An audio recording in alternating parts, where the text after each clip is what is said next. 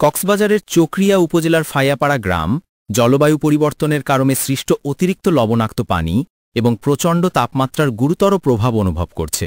গ্রামবাসীরা, বিশেষ করে বয়স্ক এবং শিশুরা লবণাক্ত জলে দীর্ঘক্ষণ থাকার কারণে ত্বকের সমস্যায় ভুগছেন এবং তীব্র রোদে তাদের ত্বক পুড়ে যাওয়ার মতো অবস্থা হচ্ছে।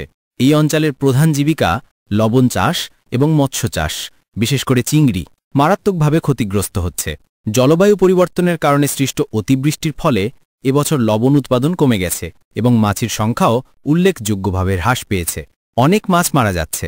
এই ক্ষতির কারণে স্থানীয়দের জীবনধারণ কঠিন হয়ে পড়েছে। অর্থনীতিবিদরা বলছেন যে চিংড়ি ও লবণ উৎপাদন ব্যাহত হলে তা জাতীয় অর্থনীতিতে নেতিবাচক প্রভাব ফেলবে।